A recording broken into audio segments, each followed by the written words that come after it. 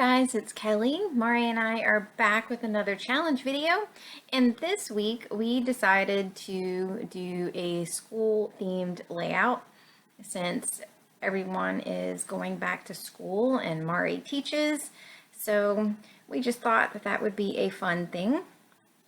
So I have used some cut files by Ashley Horton from the Cut Shop. The schedule that I am working on right now is an open alpha, I believe it's called, and I just welded the letters together to make my own title. So what I am doing now is I am taking the shape that was cut out as well on the mat, and I am tracing around the shape and cutting just slightly larger than the actual shape itself so that I can go ahead and glue it down to the back and have a little bit of room, for the glue to stick. And I am going to take these Amy Tangerine papers. I think it's Finders Keepers, but I could be wrong. These could be Rise and Shine, but it's one of her latest, one of her couple latest lines. Oh gosh, that drives me nuts when I can't think of it. So anyway, I don't make you suffer through watching me outline all of these letters. I just wanted to give you a general idea on how I was doing it and just alternating the colors. This is for my son, so I wanted to really concentrate on darker colors, or I guess more masculine colors you could say, which for this layout were the blues, greens, and there is going to be some pops of yellow as well. So I went ahead and backed the entire part of the title and love the way that it came out. I can back things and just never get tired of the way that it looks. Just think it's so fun and creative and nice way to show a bunch of different patterns.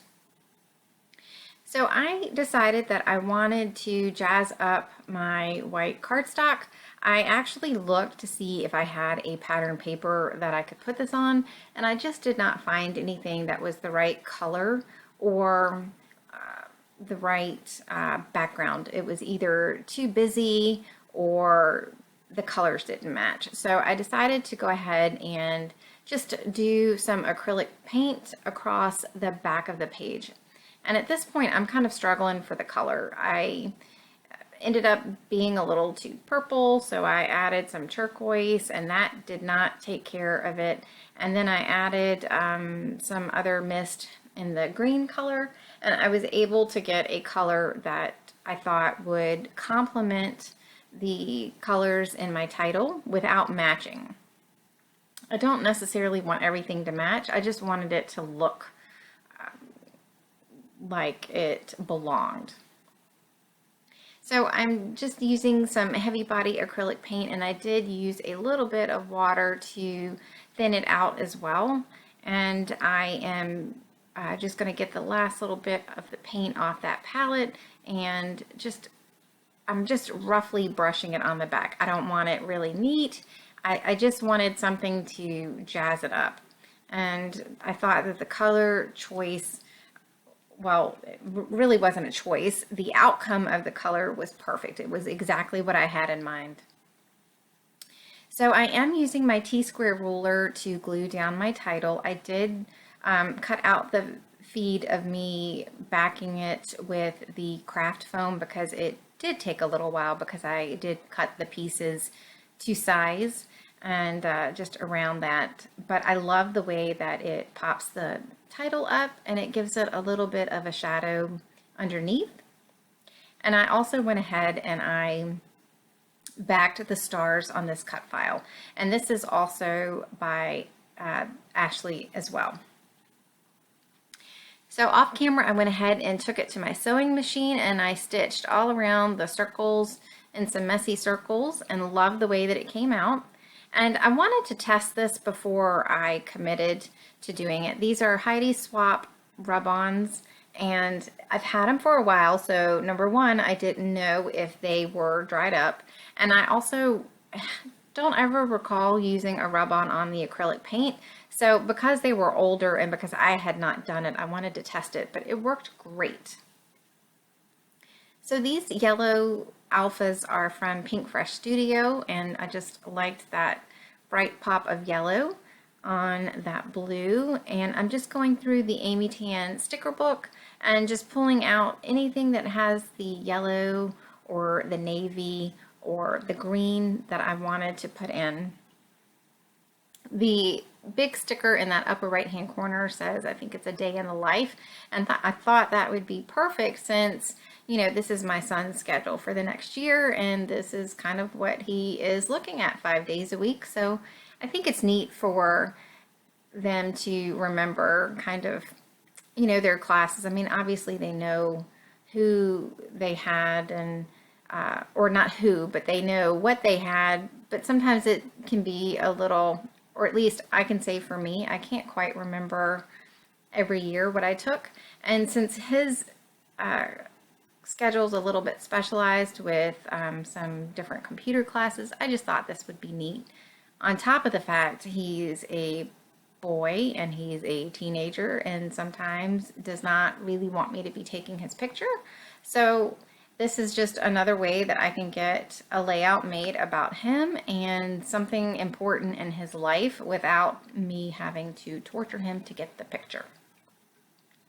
So this label sticker, I decided that I wanted to see the yellow on the top and the bottom just to make that cluster a little bit bigger and to give it some more weight, so I could add this flare from Freckled Fawn, I believe. And I had fussy cut out a few of the Amy Tangerine cameras and had those in my stash and pulled those out and thought that they would work well on the page. The yellow acrylic camera that you see in the upper left hand corner is from a Freckled Fawn, I think a blooper kit that I had received. And I wanted to, I'm trying to make an effort to use things that are in my stash, and I don't always go through my Freckled Fawn bits and pieces and pull them out. So when I saw that that worked, I decided to go ahead and use it. I don't have a lot from Freckled Fawn. I have never subscribed, although I would love to subscribe to their kit club, but every now and then they come out with an email that they have blooper bags available, and I will purchase a couple of them, although I missed the last sale. But I find that they have some things that, you know, I might not necessarily pick on my own, but I love them, like that yellow camera. I think it is perfect for this page. So I'm being a little OCD and trying to figure out exactly how I want that camera. The photo is a little bit crooked, and I did that intentionally, but I didn't want to make the camera crooked on the crooked photo because then I felt like it would just look too contrived. So I think one of the last things that I'm doing is just adding the stars in a couple of places around the page. My original thought was to add some more stars around the stars on the die cut, but I just kind of felt like it was going to be too much, and I know what I'm doing.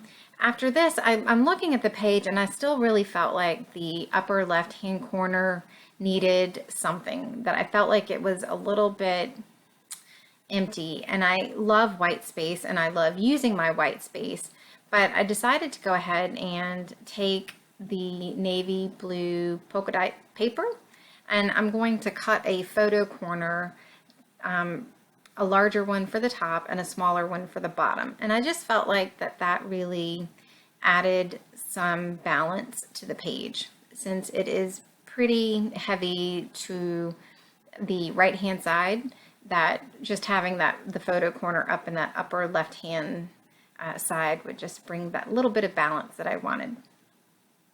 So I'm just going through the last little bits to see if I can find anything else to put on the page, and I decide that I didn't want any more of the stickers, that I think that the photo corners will do it.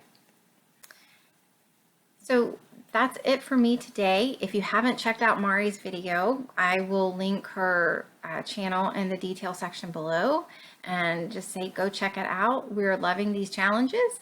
And again, if you have any ideas for us, please leave them in the comments. We do try to address olive air comments that are left, especially when they are challenge related. So thanks so much. I will see you soon. Take care. Bye.